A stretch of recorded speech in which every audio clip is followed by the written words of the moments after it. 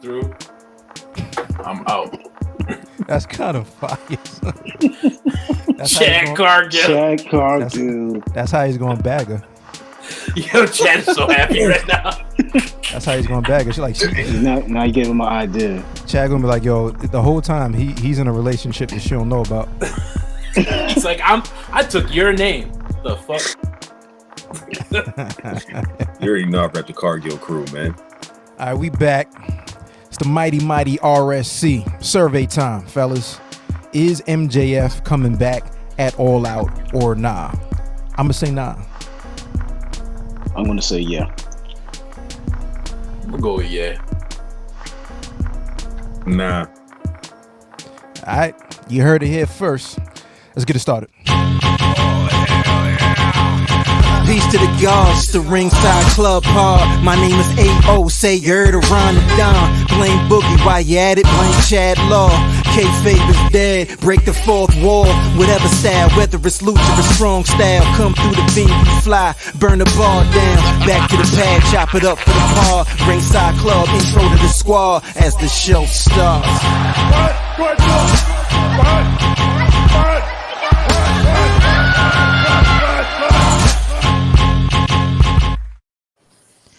Yes, sir. Peace to the gods, peace to the earths. Broadcasting live from the Empire Tri-State. We are the Ringside Club, and this is the Around the Rings podcast. It's a pro wrestling roundtable show hosted by the best four-man booth in the game. Everything you need to know is at theringsideclub.com, but if you don't know, you can subscribe on YouTube, plus all podcast platforms, including Spotify, Apple Podcasts, iHeart, Amazon Music, and everywhere else you get your podcasts. Plus, we're across all social media, Twitter, TikTok, Instagram, Facebook. Just hit that follow button, hit that subscribe button, tap in. Now, as always, my name is A.O. Baker. You can find me everywhere, all social media at DJ A.O. Baker. And with that being said, pass it to the guy, Ron the Don. What's good, baby?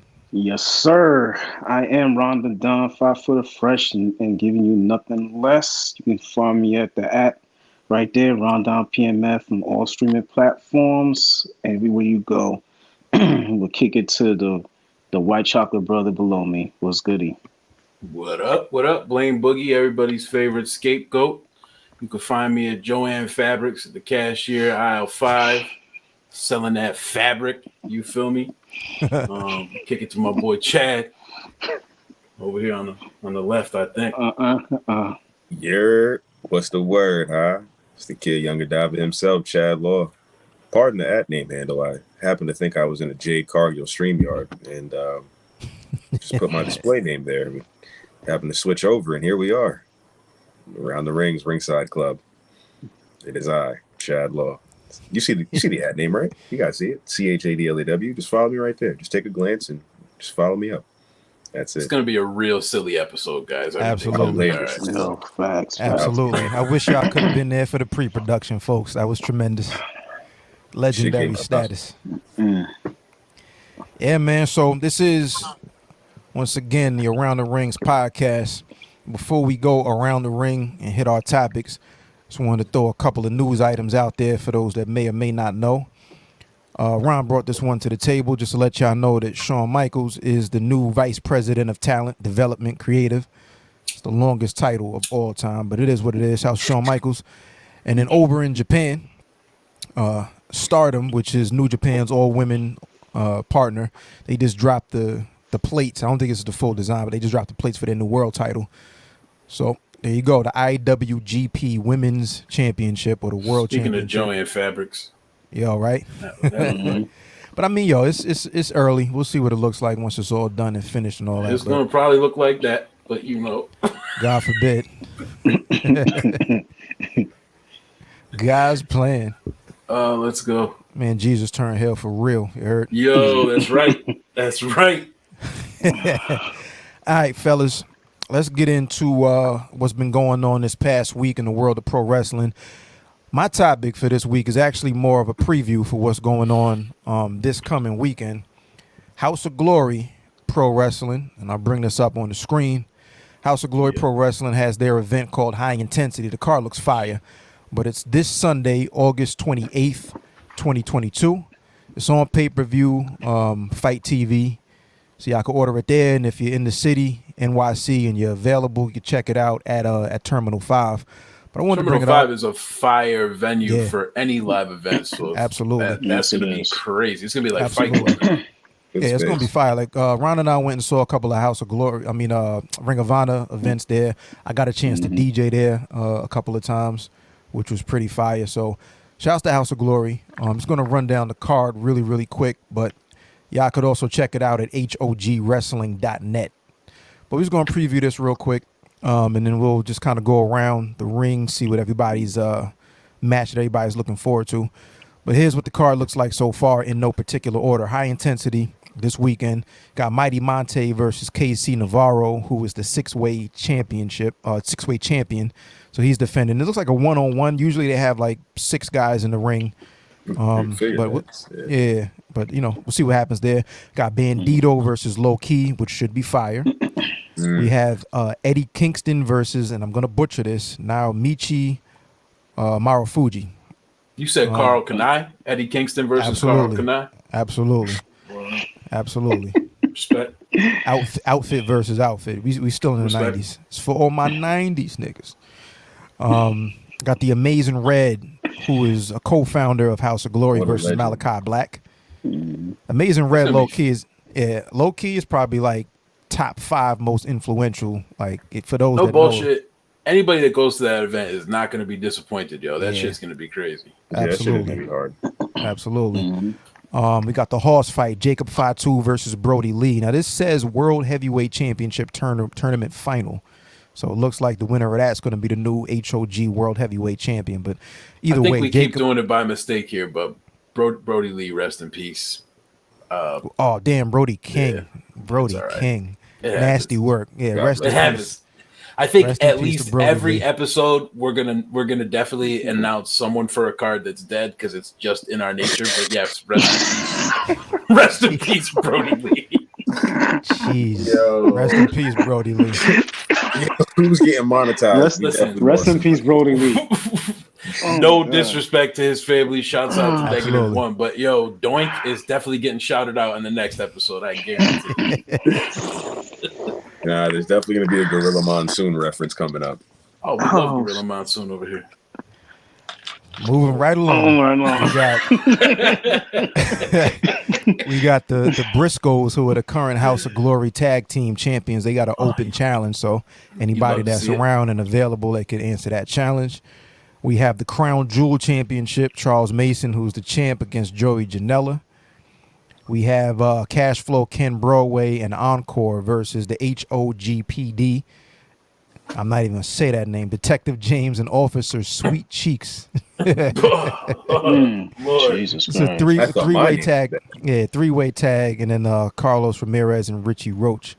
And then finally, long live MBK, Murder by Kicks, Matt Travis. We got the Matt Travis Memorial Battle Royal, where the winner receives an HOG championship match of his choice. So with that being said, again, everybody check out hogwrestling.net.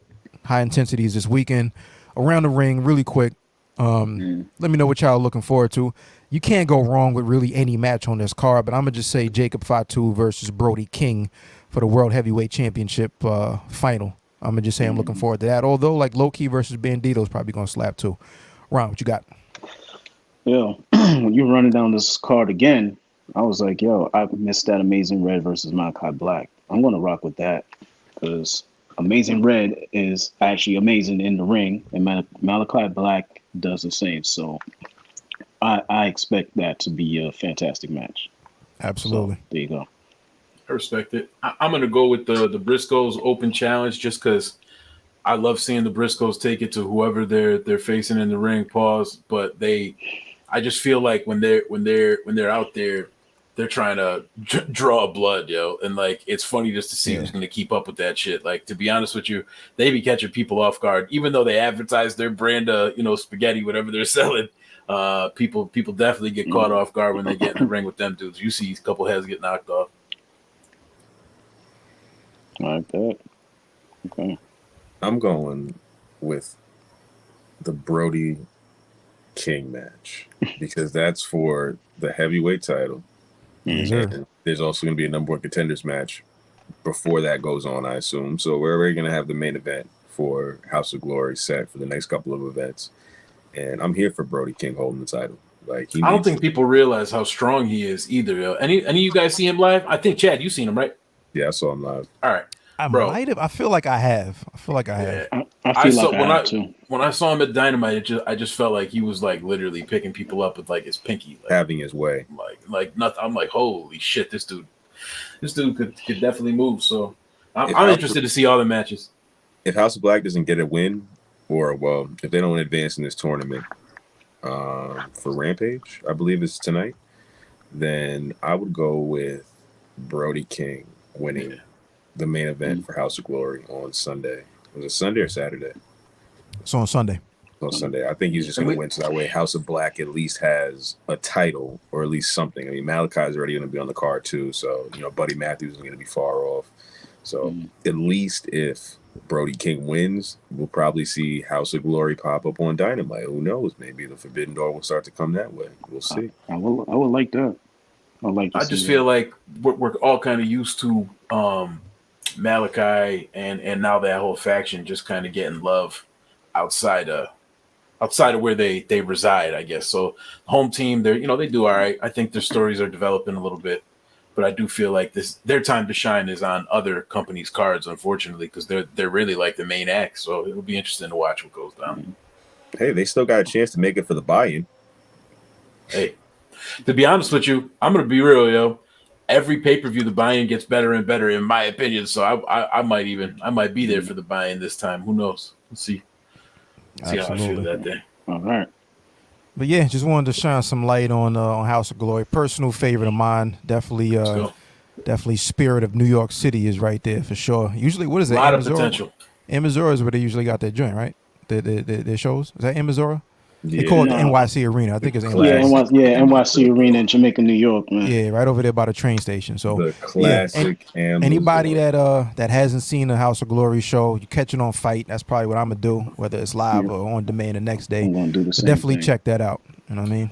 Yeah, there's no reason why, just looking at that card, that they shouldn't have the same kind of turnout like a GCW show would. I just feel like that shows stacked right there. No. Yeah, I mean, like, you can't go wrong with that. Plus, again, like Terminal 5, you can't, like this. I've heard some people say things about like the visibility if you don't get up close, but I don't know. Find your way to the railing. Man, if I was on one of them tiers watching a wrestling match at the front of the balcony, that's crazy. Yeah. What? Ron and I, when we went to the Ring of Honor joint, this is like it was like Final Battle. It's got to be like 5, 6, 7, 8 years ago at this point. Yeah, we were all the way up. 2014, We was on the 3rd floor.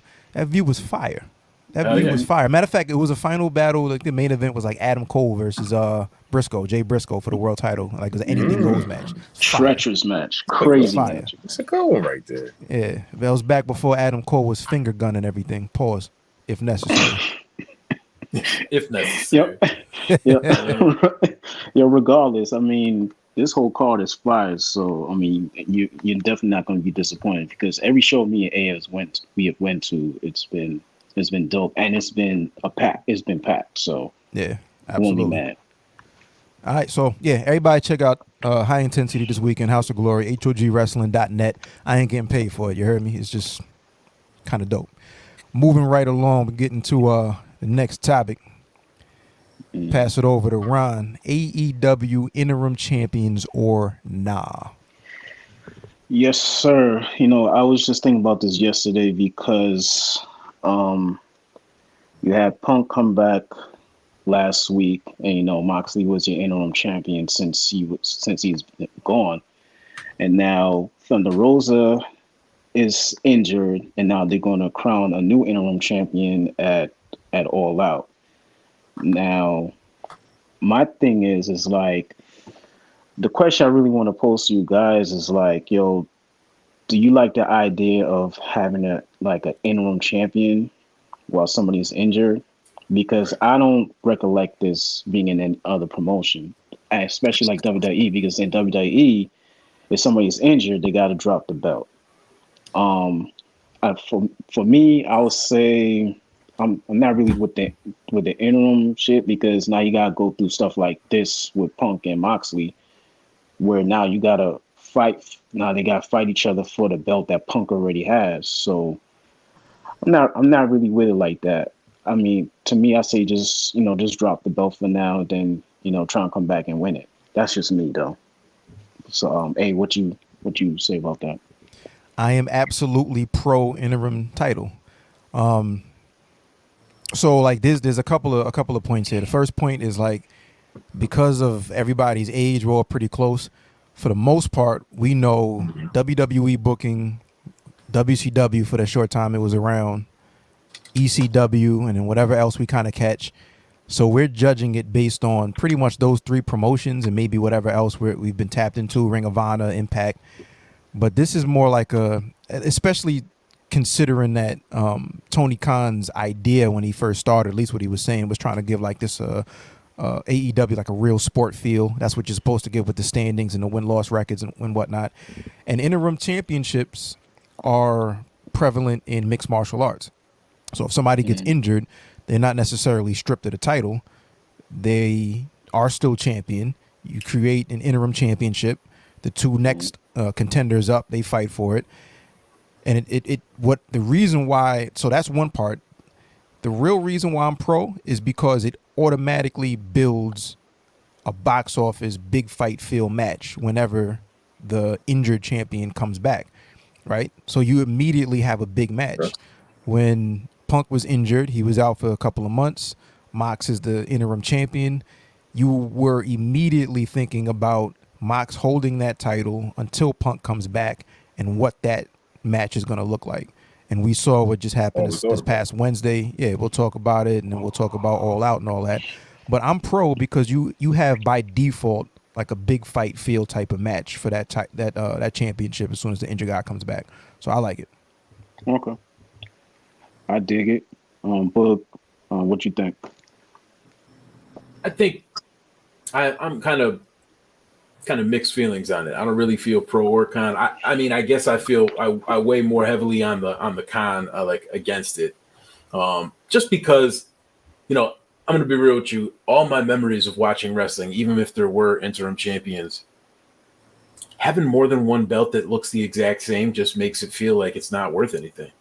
So I respect the fact that they need to do something in case of emergency, break glass in case of emergency, like they always joke about with The Undertaker. He's going to come back at WrestleMania 67 and have a soul match or whatever. But I just feel like it cheapens the value of that title. So we've been talking about this actually even on the podcast since we started and how we're trying to boost the value of those mid-card titles. How about we fucking boost the value of the main titles? Because I don't really give a shit who's champion unless the belt means something. And right now, if I'm seeing two AEW titles on TV, I don't give a shit. If I'm seeing two, as much as I love Roman, I'm seeing two WWE titles. It's supposed to be United Championships. So why am I seeing two of them? Like, I need my champion to hold one belt. So even if there is an interim belt, there's no reason for there to be two belts or for them to just shove it in our face so much. Pause. But I just feel like they're really, really focusing on the two belts more than they're focusing on this is a temporary thing. And if they played off the fact that this is temporary and somebody's really coming back to replace this and focused on that versus, hey, somebody else has the same belt as me now, like maybe it would make more sense. And maybe it just goes back to our text conversations, just where it's all fucking booking. Like, I just feel like the way they used to book shit, and I'm sorry, I'm kind of taking time on this one, but I guess you kind of struck a chord, Ron. Thanks again. But I just feel like if you drop the title creatively, you could write that into a story just as easily as you do this interim shit. So while I do respect that it's done in other fields, my personal opinion is the championship is to be won and lost. And I feel like there's only one. And if you have to leave for any reason, God bless you. We hope we see you again. But you're not champion no more. I'll see y'all later. You know what I mean? Like, let's get a new one on deck. That's just how I feel. I'm good. I'm from that same cloth, man. Like that same era of, all right, you're injured. Peace. See you at recovery time. You know what I'm saying? Like, we got to just go ahead and move on with the show. I understand the interim thing was really, the play off of how things have been in other sports and all that. But, dude, you know how many people should have been interim champion because of minor injuries? Finn Balor's whole reign as Universal Champion was interim. Like, he should have been. He should have gotten a chance to get back to being Universal Champion if that was the case. Like, I just think this interim thing is just not gonna. It's not doing it for me, man. Only because it's happening so often, especially this year. We started the year with the TNT, and we got to the World, and then we got the women's, and then God forbid, knock on wood, we not going to get the tag titles next, man. I don't want to see no interim. And I hope Thunder Rosa's good. Obviously, I hope these people are good. Oh, no, I'm not, absolutely. but at the same time, it's just like, the fuck, man. We just got that new title. It looks dope, but like, now we're gonna have two of those new titles that look dope. Like, what are we fucking doing? Like, just drop the belt. Trios championships, as if like, and that's what kills me. It's like an interim trios championship. When that happens in 2023, is going to be outlandish as fuck, because it's like, yo, y'all can't just get a third person. You're gonna have 12 belts out there? What the fuck? You're not going to get 6 belts. Excuse me. You're not going to have they ever done like an interim tag? That hasn't happened, right? And if it hasn't, unfortunately, it will happen in AEW.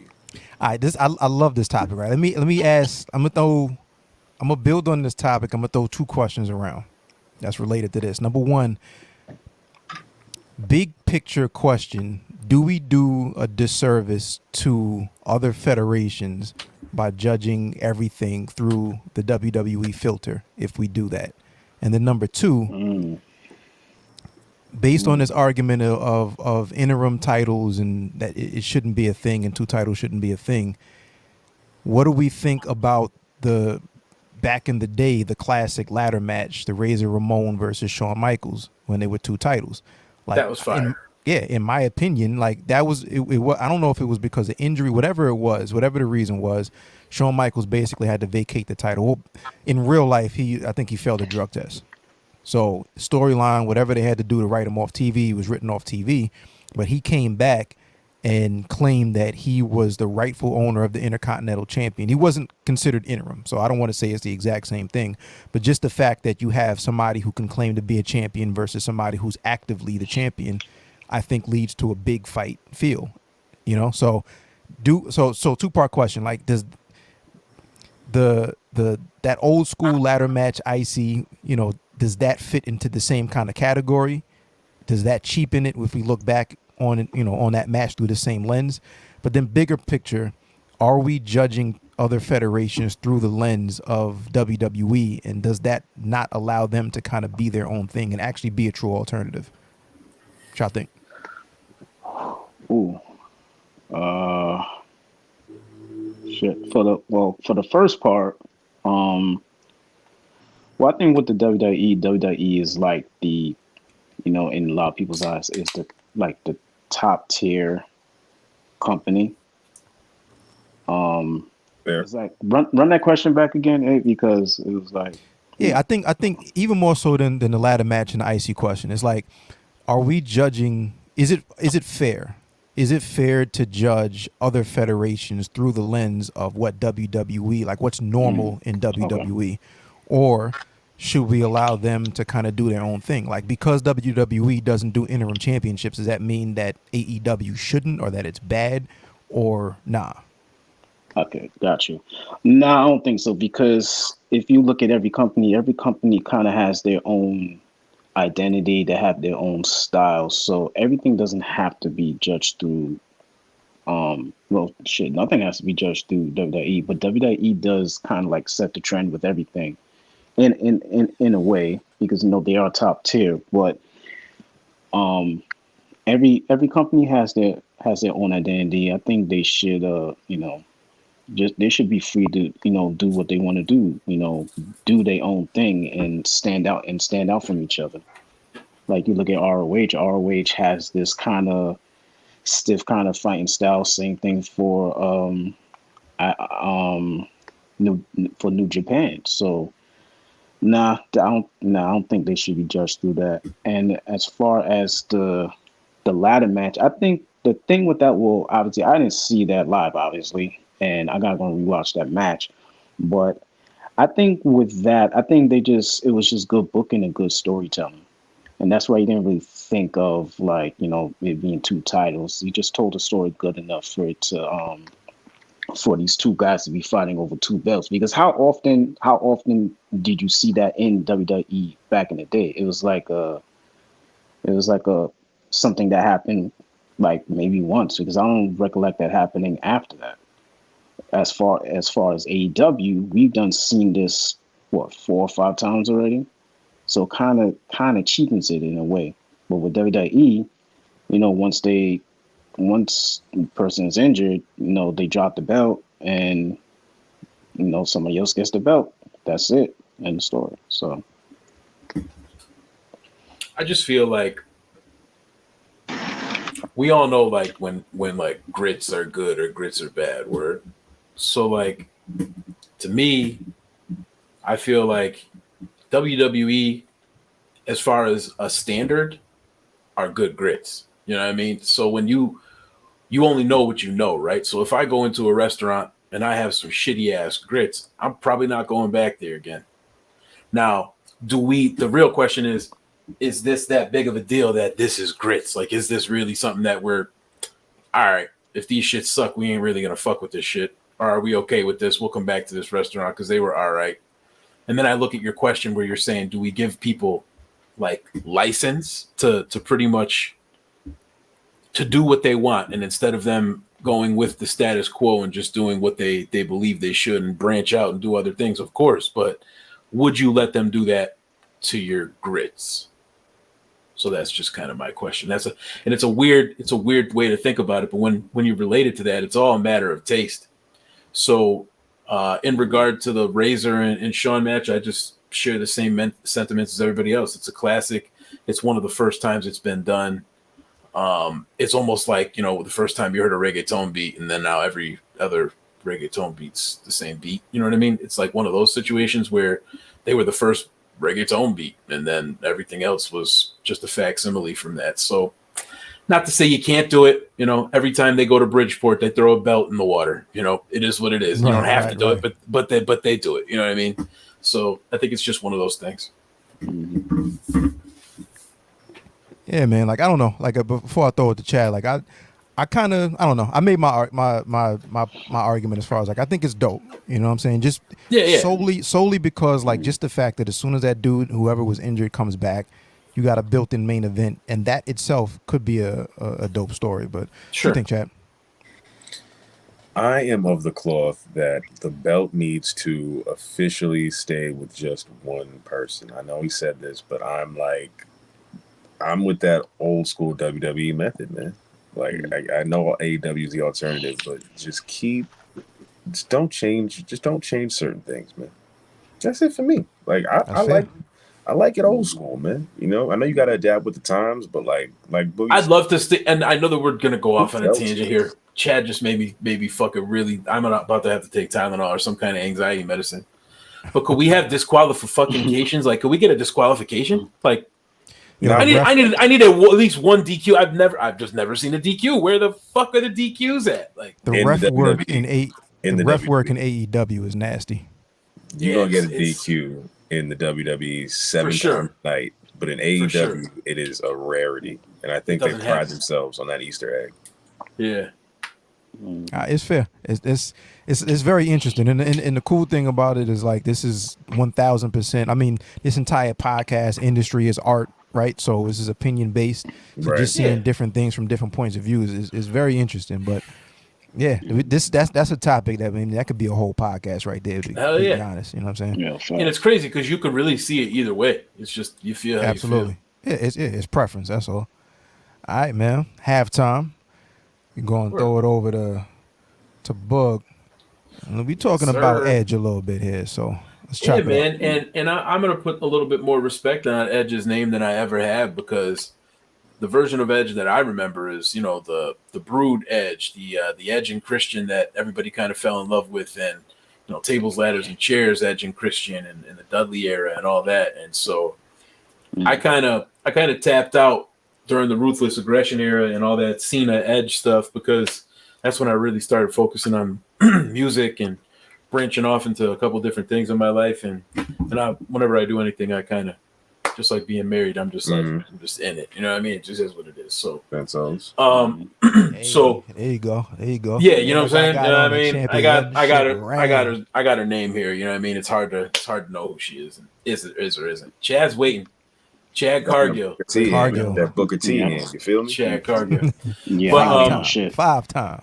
so in regards to the WWE Rivals series, I just checked that out, and it just allowed me to really realize that my appreciation for Edge and his comeback and all that wasn't really there because I had no idea what I lost because I wasn't really into it. I just knew the Edge and Christian, the more funny shtick comedy routine, the Oakley sunglasses, weird shit over the head type, all that back in the day stuff that we were all dying laughing at. So I guess I just wanted to throw it around the rings here and see, do we think Edge is overrated or underrated based on his career? Guys held many titles. That whole Cena Edge run that I just got was able to relive or live for the first time and as an adult here and see how good that was. I'm seeing how amazing both people played their characters, and it's having me even have more of an appreciation for John Cena, who I also missed during the Ruthless Aggression era. So, again, I think it's great. I think it's something that I was able to really gain insight. I didn't even get to see the doc yet. Me and Ronnie were talking before the pod started. I didn't see the actual AEW, or excuse me, sorry for the slip, the WWE doc on A&E, but I did get to see that rival shit, and it was dope. So I'll throw it around. Start with AO. What do you think about Edge? Is he appreciated enough on that scale, or because there's fans like me who maybe missed that whole Ruthless Aggression era? Is he underrated? Is he overrated? What do you think? Yo, so I missed that whole era too. I think I tapped out like right after Austin Rock, the last one, that third one where In Austin retired right 2003? after. Yeah, I didn't come back. Like I watched on and off. Like I would kind of tap in if there was an episode on, but like I wasn't following it until the pipe bomb, and that pulled me back. And actually, my little brother sent me a video. I'm like, oh, this shit is crazy. And I'm the same age as LeBron. I'm a fucking dinosaur. 2003 was when I graduated high school, when I was starting college. So that's right when I tapped out of wrestling. I wasn't there. Yeah, so like right around then, like I kind of tapped out too. So it's kind of the same window of time. Like I'm looking at Edge being at that point the biggest thing that he did were those TLC matches as part of the tag team with Edge and Christian and Dudley's and the Hardys. So it was weird. Like when I went back, I'm like, oh, he's a multiple time world champion. I wasn't even around when he retired because he had broke his neck. You know what I'm saying? Wow. So yeah, like I came back and saw that like, after it already happened. So all that being said, I think the older I get, the more I start to judge like who's better, or not even better, but overrated, underrated, properly rated more. Because like if I'm looking at Edge's in ring, and when he had that match with Randy Orton, so to speak, was the greatest wrestling match of all time, was the way that they built it and promoted it. Like if I'm just judging off an in ring, nah. But then you have so many different definitions of what over is and what a good worker is. Mm-hmm. And that is a 2, 3, 4 part podcast series of like proper definitions. You know what I'm saying? I think he's properly rated. I wouldn't even say over or under. I say like he's properly rated because you have a bunch of fans that they were clamoring for his return. He returned. You saw the monster pop. That was like top 5 of the last couple of years as far as Royal Rumble word. Yeah, that was, you can't front like on the surprise factor and the fact that everybody was immediately in on Edge. And then he got injured again. Word right after that. I think so. I know he injured AJ Styles right there. I think he speared him and tore his shoulder up and shit. But I think he's properly rated. Like I don't think there's too many people. Like you have people that have their favorites, but I think if you're objectively, like if you're just like looking at it from outsiders in and just judging it without personal feeling, you're not gonna say that Edge is like top 5 ever or anything like that. But you're also not gonna front on the impact that he's had based on the response that he gets every time his music hits, based on the fact that he's been selling merch. He has several classic matches as part of a tag team, plus as a singles wrestler. So I think he's properly rated. Where that rating actually is, I'd have to really sit and kind of think about it. But like I think he's definitely up there. He's already a Hall of Famer. He's a certified legend. And I think he's correct being there as a certified legend. So I think he's where he's supposed to be. Respect that. Ronnie, what you think, bro? I also too think that he's properly rated, but you can go so many ways with this because it's like if you're saying is he overrated, underrated in the ring as far as influence, what he's done for for wrestling. I'm gonna say properly rated, but you cannot overshine the fact that he has ushered in like like the TLC because of him and Edge and Christian, Dudley's, the Hardy Boys. They were the first ones to do a TLC match. Without Mm-hmm. them, we would not have That's these it. crazy ass ladder matches, Money in the Banks, all that. So he's very influential in that. I myself kind of tapped out for a few years from wrestling period. I'd say right around 2005, right after I went to college. I just completely tapped out. So I kind of missed that whole Edge era with him, with Cena and Undertaker. And I didn't tap in until like 2012 when I was watching, I think I came to your house, and you were watching something. I think it was Rock and Cena had a promo on Raw SmackDown. It was right before WrestleMania. Yeah, it's right around that And time. then I came to your crib like the next week and we watched WrestleMania and I got back into it immediately. So Right back in the veins. yeah, absolutely. And I missed it. I shouldn't have left it, man. No, it was But a little, it was a little rough. From it I was remember tapping in a couple of times, like, yo, I don't. Everybody looks the same. I felt mad old, and I was still young. You know what I mean? Like, everybody got kick pads. Everybody got the same fucking tights. You know what I mean? Like, man, but for everybody's real, safe. yeah, Word, everybody's word. safe.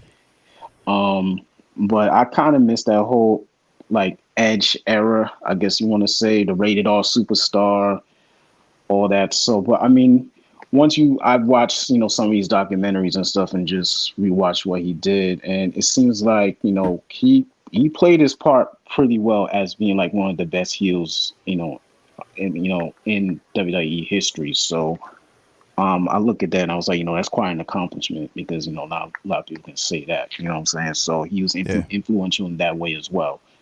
So and you got to give it up to the I one thing I did not know was that I don't know where I was when this happened, but I didn't know back in 2003 that was the first time he had injured his neck and he had the fusion surgery, and I didn't know I thought when he retired, that was the first time he injured his neck. So that was the second time he injured his neck, which I didn't know. So that was something I learned from that. gotta be playing with them neck injuries, bro. No, not at all. And I actually learned that in that Edge A&E doc because I had no idea. Thank God I watched this. I had no idea.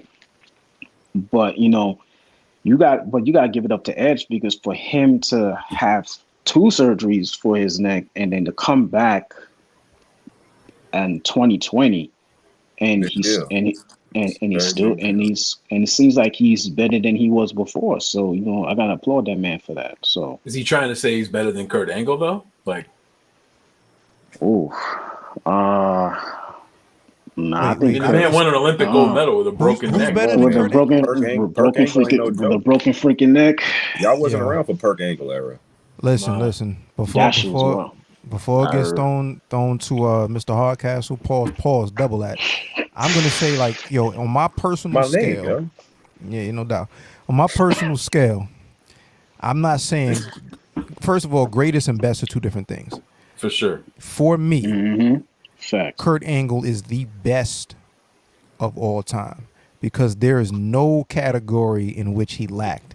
Good on the mic, good heel, good face, legitimate, amazing in the ring. There's no weakness in his game, and not too many other people can say Nah, that. Kurt Angle top five. For me, definitely Absolutely. Kurt Angle will be top five for me. No And, Absolutely. and titty.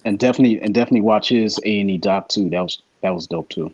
Right. I think that was last week or the week before that. It was Catch called that one Hop the too. Rail, right?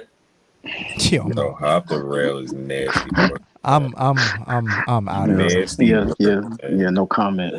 Sexton Oh was nuts. shit, bro. Sexton Yo, Hardcastle has nothing to yo, say about man. hop the rail. Yo, Man's stop. really left. Yo, He said, "Yo, I'm Outlandish shutting my activity own detected. camera off." It's on nah. you, chat. So, unlike the rest of y'all here, crazy enough, I was around for the whole Edge era. I was an Edge head. Pause. You know what I'm saying? Started early. You know what I mean? You remember when he was calling his fans that. Y'all remember that? Don't act like, you know what I mean? Y'all Nah, remember you the got times? it. You got it. Yeah, You said I- you got it. you got it. the SmackDown 6, and I pretty much how far back can I go with my Edge history? Even, the Brood, Edge and Christian, the Solo breakup during the Invasion, the SmackDown 6 era where he was going crazy, and then right up to No Way Out 2003 when he broke his neck. Like, I was rocking with him then. He came back at Vengeance 2004. It's kind of Crowd was like, yo, we here for it, but they wasn't really going crazy for it. He had some ups and downs. Finally won Money in the Bank in 2005. First ever Money in the Bank winner. You know what I'm saying? WrestleMania 21, I believe. One of my favorite WrestleManias ever, by the way, too. If y'all never watched WrestleMania 21, that was one of the best WrestleManias. 20 and 21 for me was like literally one of the best WrestleManias back to back I've ever witnessed in my life, especially as a kid. So I'll say, he got the Money in the Bank. He had a little mediocre 2005, nothing crazy to feud with Matt Hardy because him and Lita was having a little back and forth. So they had that love triangle going on. They cashed in at New Year's Resolution 2006. You know what I'm saying? He beat John Cena Elimination Chamber, but then Cena smoked him 3 weeks later at Royal Rumble, took the title back. Then he kind of floundered around. He had the feud with Mick Foley. That was the one that put him over the top. And then from there, it was Rated RKO. Rated RKO was the tag team with Randy Orton. And then just about 2007-ish is kind of when I fizzled out. Yo, Chad said y'all could just chill. I'm an actual Edge documentarian. No, I like, know. I got this. Facts, For the most part, you know what I'm saying? Y'all all had y'all missed the whole era that I just spoke of. So Not for real. I don't know. No, we did. That's crazy how that worked out though. Like No, we y'all did. literally We missed the absolutely whole did. era. So it's like I was around for that whole era. So I missed. Word, if this was a group project, we all, you know what I mean? I feel the pieces. Yeah, I feel yeah, absolutely. So I would say I missed the Zack Ryder, Kurt Hawkins era. I missed that era. But I came back just in time for his series with Alberto Del Rio, back and forth up until the retirement. And I've been rocking with Edge since, man. The Radar Superstar. On this day, I see clearly. Everything has come to life. You know what I'm saying?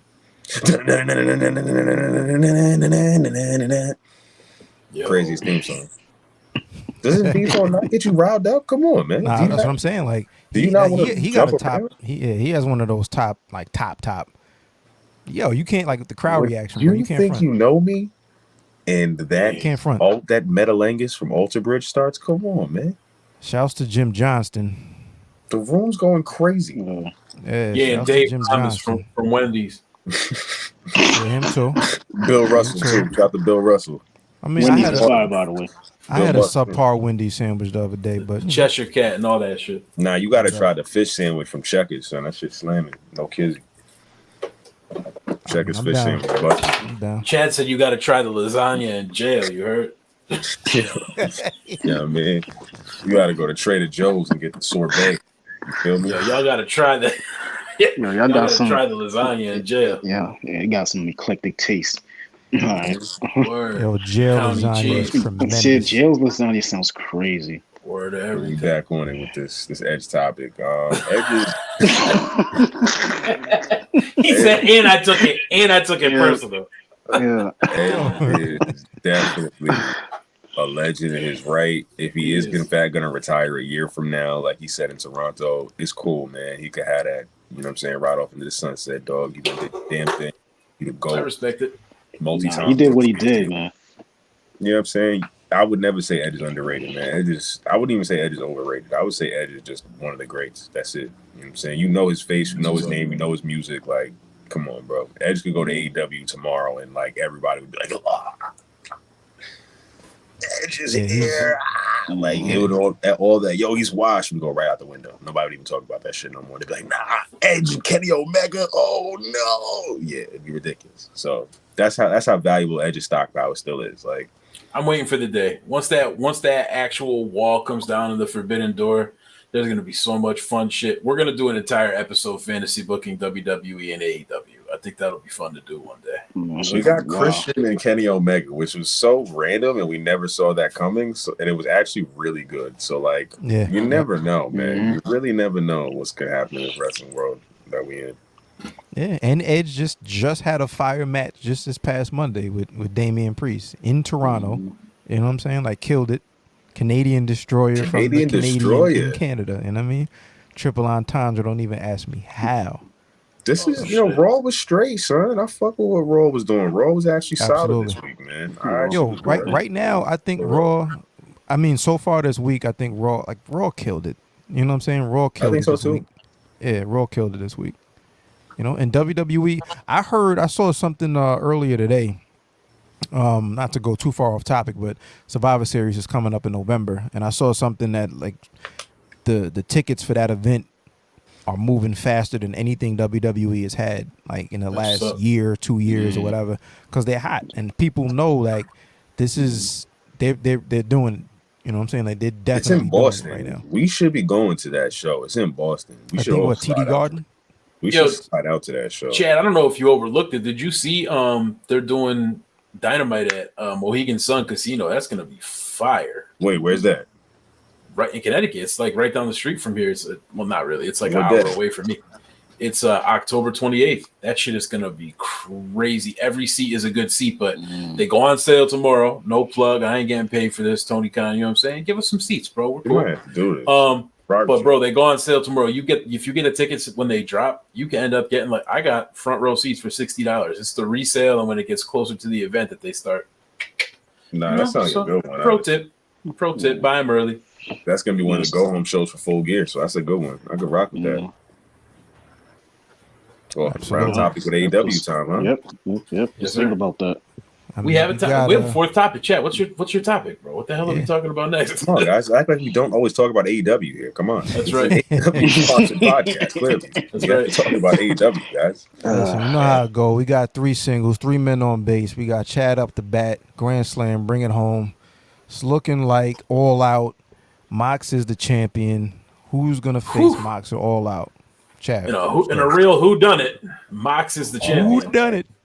Man's crushed CM Punk on Dynamite the other night in a true dominant champ fashion. I mean, he attacked the leg, he snapped at it, gave him that anvil, collar, the elbow to the collar. 2 paradigm shifts, which, by the way, when did he start going with the flip? Like, has that always been the thing? Like, is that always common? Or it wasn't 2 paradigm shifts. I think it was the Death Rider. He did his New Japan move twice. Because paradigm shift is just a straight drop DDT. It's like a DDT. Yeah, the difference I think is one's a DDT and one's like more like a suplex, like lifts him up, like almost like a brain suplex. buster. Yeah. Okay. So he hits 2 of those and wins, and the crowd goes ape shit. CM Punk lost their shit. CM Punk is injured for what we believe to be. We'll let the dirt sheets tell you. Dave Meltzer is saying that it'll be CM Punk, Jon Moxley 2 at All Out. Come on, man. Man just got killed, bro. That's like Roman and Brock 1 or 4 whenever they had their squash match where Brock squashes Roman and then they're going to bounce back in 2 weeks and do it again. It's like, come on, man. We just did this. Granted, they could take that same approach and do it again. But, I mean, the only thing that would sell is because it's CM Punk's hometown in Chicago. So that's the only reason why they would be like, oh, yeah, let's go check it out. But it's like, yo, come on, man. Y'all just did this. Y'all gave the match away for free. And not only did y'all give the match away for free, but Moxley killed CM Punk. Not to say that Punk don't got the legendary cachet to bounce back. But come on, man. We don't need to see what are they going to do again, man? You think is his ankle supposed to be better? His foot supposed to be better in a week and a half? Is this what they're supposed to make us believe? Like, I know Tony Khan is toying with us right now, so that's why it's like I don't buy what Meltzer's saying. And Meltzer is usually accurate because he called Danielson and Jericho, so I don't discredit Meltzer too much, but Meltzer does say some bullshit sometimes. So I'm like, all right, I don't know if I'd actually take Meltzer on that main event happening per se. If you look at the rankings, number 5 is Jay Lethal, who's currently involved with Wardlow for the TNT title. 4 is Daniel Garcia, who is currently involved with Blackpool Combat Club member Bryan Danielson, and Chris Jericho, who is number 3 actually, who's fighting Bryan Danielson. 2 is Powerhouse Hobbs, who's involved with Ricky Starks for the next foreseeable future, essentially. And I think a loss to Starks will knock him down out of contention. We'll discuss that in a later episode. And number 1, the anxious millennial cowboy himself, Hangman Page. So you have Hangman Page as number 1, a potential to face Mox at All Out. We could do Mox Page. It's got some legs, I guess. Do you think he'll win? I don't know.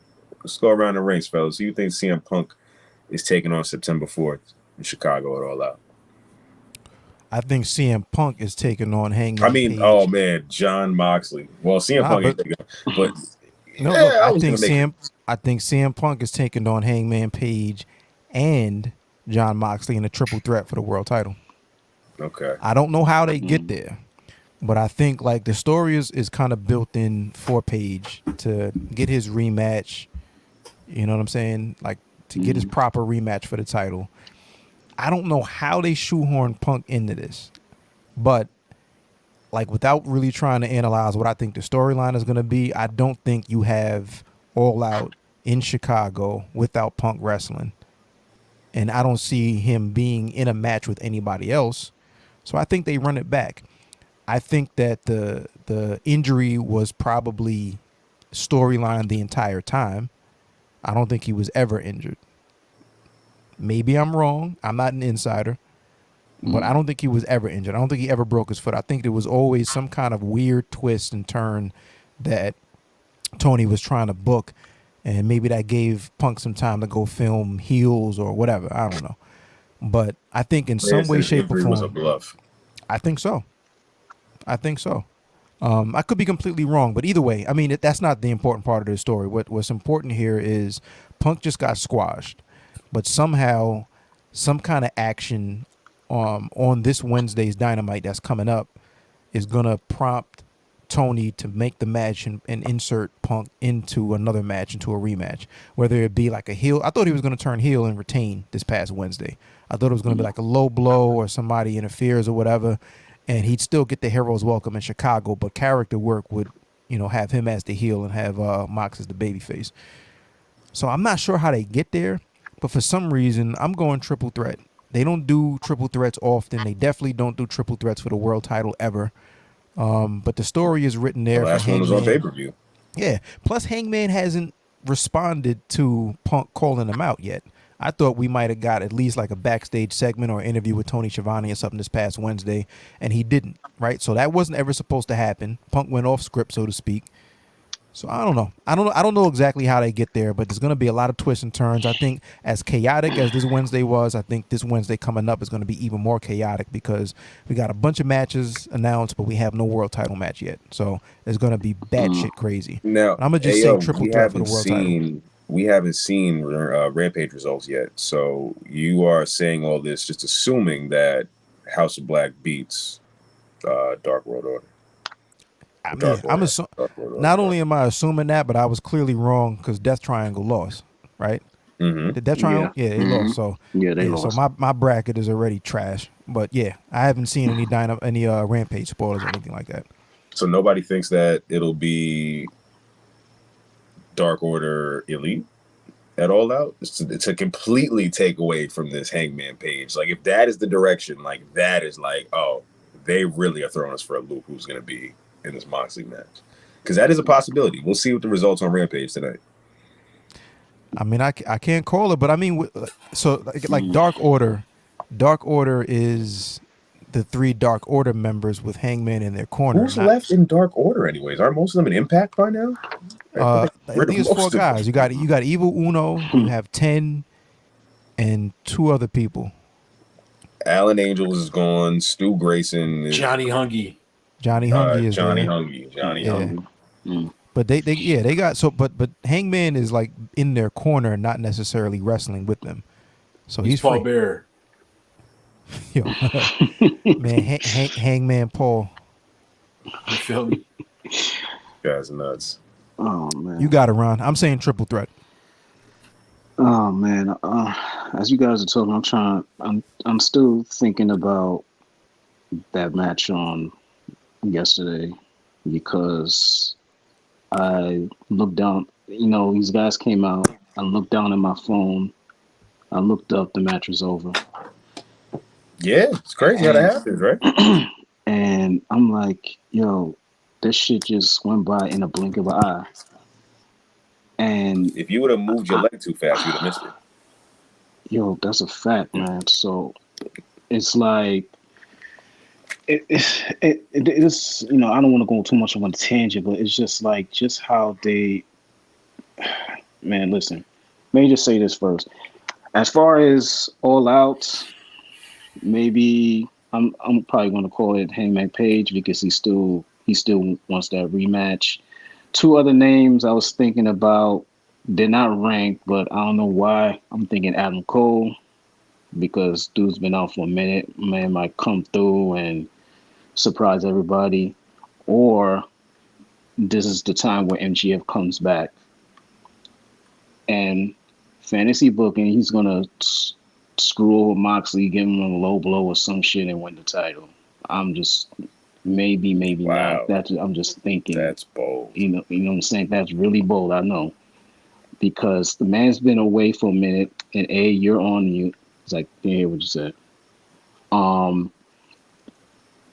What's the face? That's the only thing I can think of is I can't think of anybody else who can take on Moxley at It's All tough. Out. It's tough. That's the only thing I can think of. I'm just fancy booking. It may not come true, but I mean, if you want, AEW likes, these trying to get these big pops and whatnot. So that's the biggest thing I can think of. Just the perfect time for MJF to come back and and do some crazy shit. I would be down with a homegrown talent as opposed to the Forbidden Door. Like, I mean, the Forbidden Door would be a nice pop for Chicago, but at this point, who's still left on the market? He's gonna kill him. Yeah. Not just because it's like it's not like expected, but it's because it is expected. It's Jon Moxley. You don't lose. He's gonna kill this guy.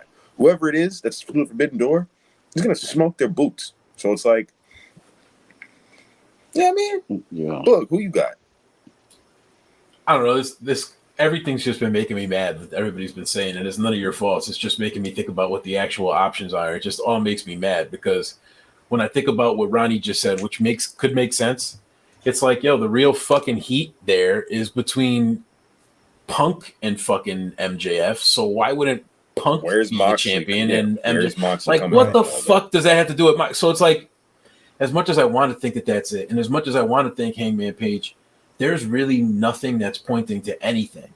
So my honest opinion, and this might be a cheat answer, I can't wait to see, because we all know nothing happens on Rampage. Like, literally nothing happens on Rampage. If anything happens on Rampage, it's a new commercial. Like, I don't know, like that, like maybe that, but like, and it's no disrespect, because I literally love Mark Henry. I love everyone involved. I'm a fan of their work. I just truly don't. I just truly don't think that Rampage is where anything is happening besides CM Punk coming back the first time. That's like all we've seen so far. So I will say I'm super excited to see what happens on Dynamite for the Go Home show, because we already know, we joke in the chat, and whatever everybody's vice is, we all see I'm smoking illustrious herbal essence here. Boo boo kitty cake. Whatever you do. Life is life, and you do what you do. But I do think that Tony Khan may be abusing a substance. And if he is, and God bless him, whatever you do, bro. But if he is, right, let's just say hypothetically speaking, hypothetically, of course, hypothetically speaking, allegedly, whatever, right? This all depends on how much he does or does not consume this week. And if I'm right, Ric Flair might be fucking fighting for the AEW title at All Out. So I have no fucking clue what's going to happen. I just truly hope, like Chad said, there's no Forbidden Door nonsense where fucking Chad Gable's contract just ran out. Now he's fighting Jon Moxley. Like, I truly don't give a fuck. Left. There's nobody Make left. it count. If it's like, all right, even if it's like, boom, last minute, let's pull the carpet out from underneath everybody, and Wheeler Yuta's mad at fucking Moxley, and he's facing him for the championship now. Cool. I could be on board with something crazy if there's some rift between the BCC, even if it's Brian Danielson, versus Mox for the I was gonna championship. say, what if it ends up being Claudio being like, "Yo, let me just go ahead and take a shot at you since no I'll one else be is." down for that more than I would be down for fucking Mox Punk 2 or MJF Mox for no reason. Deion Sanders versus Mox just because he was available and it's someone with a name. No, I don't want to see. There's legit nobody available right now. There's nobody else. It's crazy. This whole roster is stacked and there's still nobody, which is wild. It's like a WWE type of issue. But it's because they have a bunch of people that are there. They got a bunch of people that are there, but booking. Yeah, it's booking. Yeah, they haven't booking. built anybody into a direct feud with Jon Moxley. If that was the direction that they were going in, as far as Mox beating Punk, if that was the plan all along, what was the plan coming out of that? Especially with a week to go before a pay-per-view. And what's the plan? That's why I think they're going to run it back. I don't know how they get there, but because there's no plan and there's nobody set up, the reason why I'm going triple threat, there's more of a built-in storyline for Hangman Page, in my opinion, for Hangman Page to actually get the match because he's a former champion and hasn't gotten his rematch. So he can literally just come out and say, I want my rematch. Mox is a fighting champion. He's going to be down. Boom. That's easy. There's no heat, but there's going to be an actual match there because the story of the former champion that hasn't gotten his rematch is kind of built and baked in. I just don't see Punk not being a part of it because it's Chicago. Right, and I don't think he's actually really hurt. But what I'm saying? if So I'm he gonna is really hurt and he is going to turn heel, what better way to turn heel than in your own hometown where everybody loves you? So if we're going to make this heel turn a real thing, like how good of a heel are you? Right, Jesus turned heel. Yeah, if you could, Jesus turned heel. If he grabbed the wheel and turned heel, if you can actually get your hometown to boo you, you're tremendous. You know what I just thought about? You know how this injury is supposed to be a foot injury? He already turned heel. He broke his shit. That's it. It's done. Yeah. Mm-hmm. Nah, I don't know. That was good. To your point, Boog, like there's no heat on any match that we can probably come up with right now. So it's literally just gonna be like an exhibition championship. Jon Moxley versus fucking William Regal. Fucking I one hand tied behind the back match.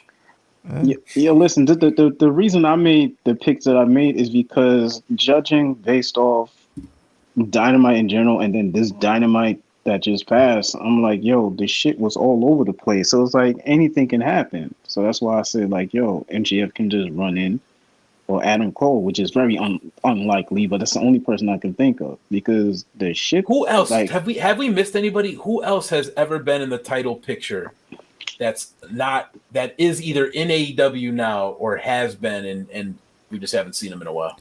Yo, let's run down the championships. Like we have, first of all, let's run down the former champs. You got Jericho. He has a match. Busy. You have Omega. He has a match. Booked and busy. Mm-hmm. Right? Mm-hmm. Right after Omega, who beat Omega? Was that Hangman? Yep. Yeah. But that's what I think he's booked and busy too with this Hangman trio shit, but maybe not. I don't think he's gonna wrestle as part of the trios. I could be wrong. I haven't seen any spoilers, so if it does happen that way, then whatever it is, what it is. I think Punk's out. I don't know why. I just think Punk's out for some reason. It's just a hankering, like a suspicion. Yeah, it's weird. It's weird. I mean, but even Miro's he's feuding with House of Black. He's not in any kind of title picture. Booked and busy. That's what I'm saying. Everybody's but booked you and understand busy. though, Moxley hasn't even had a feud the entire summer. Like this isn't even uncommon, which is why Mox is the interim world champion. He's been having exhibition matches with everybody. Literally all summer. So it's like this kind of plays into Tony Khan's plans, and that's why I'm not giving it too much credence into Punk Mox again. If it is, and so be it. But if it's not, I do feel like we're gonna get a surprise because every week we've gotten Moxley versus Roosh versus Brody King versus Takashita versus Bandito versus Effie, Nick Gage, this guy, that guy, this guy, the grilled chicken is jerk. He's got everybody on Dynamite. You know what I'm saying? You literally, like every week, it's just, Mance Warner, fucking Alexander Hammerstone. Like he's facing and rocking everybody to sleep. So it's like, this is kind of in the same essence of like, all right, I guess they're going to give us the same formula at All Out. It's different. It's something that they haven't done. They haven't promoted. They usually have the main event built up well in advance. So, I'm cool with it. I could rock with this right now. Might be a little all over the place to some, but I see the madness in what Tony Khan is doing. Kind of, sort of. Because Mox ain't had no direction all summer. So what the fuck makes us think he's supposed to have direction now? Like, you know what I'm saying? Yeah, and I mean, if nothing else, like, that pay-per-view is going to sell either way. You know what I'm saying? So maybe he's looking at it that whatever match Mox is in is not necessarily selling the pay-per-view because the sales are built in. They just want to see Mox kick somebody's ass. That's all they want to see. They just want to see Mox fight and beat the shit out of somebody. And I feel like Tony Khan is pretty much like Freeway. If AEW or the whole wrestling like industry is state property, right? He would be Freeway. Nobody raps like Freeway. Nobody books and thinks like Tony Khan. Tony Khan is interesting. He definitely does till the sun goes down. What the fuck you mean? Hustler. What the fuck you talk? Tony Khan was in the video, right? Yeah. He gonna get it in like 10 in the morning, Mike. Who lit the fucking fire in the garbage pail, bro? Tony fucking Khan, bro. Even though what he did was wrong. Bro, Tony James Earl Jones Khan lit that fucking fire, bro. No bullshit. I'm gonna smoke one of that, bro. No, Tony, we should smoke sometime, bro. If you smoke, Tony, let's smoke, bro. Let's make this is around the rings, y'all. You know what I'm saying? Ringside Club. Don't be ashamed, Tony. We love you, bro. It's all love. Fully loaded episode. Fully loaded episode. We are the illest urban wrestling podcast out. You know what I'm saying? Got to put urban in there for all the people that be watching and thinking that we just some wrestling pod. Nah, we all dope brothers. You know what I'm saying? Connected. It's like the movie Four Brothers, you know what I'm saying, with Tyrese and Andre. You know what I'm saying? Boogie like the white dude. Except I'm not racist. Isn't he racist in real life? Boogie like Mark Wahlberg. You know what I'm saying? I'm not racist, though. You know what I'm saying? Boogie got the Mark Wahlberg feel. You know what I'm saying? Wahlberg. We come through on that end. You dig? It's the Ringside Club. My child is black in real life. I promise I'm not like Mark Wahlberg. And it's got to help our case with the monetization. I do like burgers, though. As you can That's the best way to end this podcast. It's gotta be, right? It's gotta be. Ringside Club. Follow us. We out of here. Peace.